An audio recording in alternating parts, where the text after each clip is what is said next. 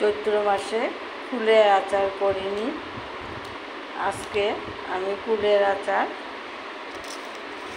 করেছি। দেখো, গুড় দিয়ে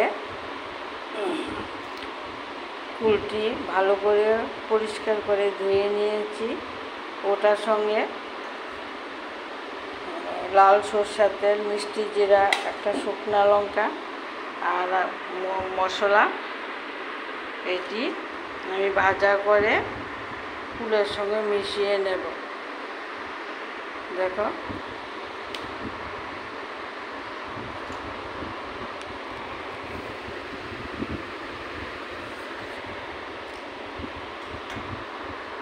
এই যে আমার কাঁচের বয়মের মধ্যে ঢুকিয়ে নেব।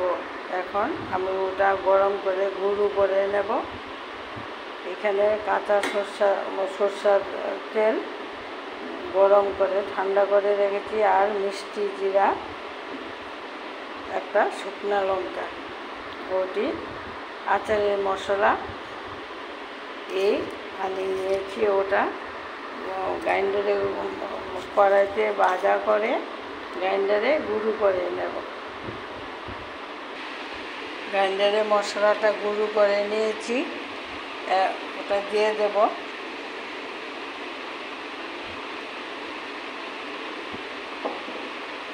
সরষের তেল, শুকনো লঙ্কা, মিষ্টি জিরা, ওগুলা ঢেলে দেব।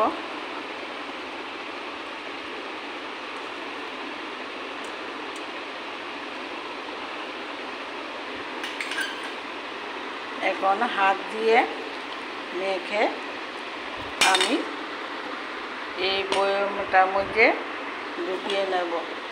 অতিরিক্ত গরম তো, তার জন্য কুলের আচার করেছি।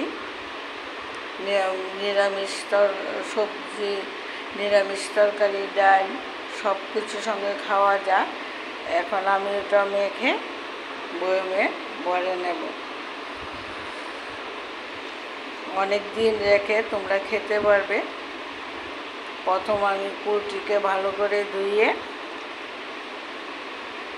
পরিষ্কার করে গুড় দিয়ে করেছি। সরষের তেল গরম করে মিশিয়ে নিয়েছি, আর আচারের মশলা দিয়েছি, দিয়ে করেছি। দেখো,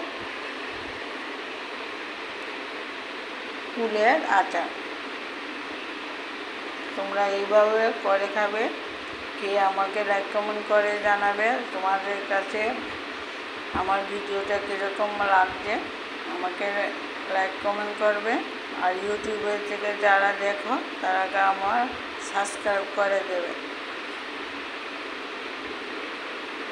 এখন আমি মেখে কাঁচের বয়মের মধ্যে ঢুকিয়ে নেব।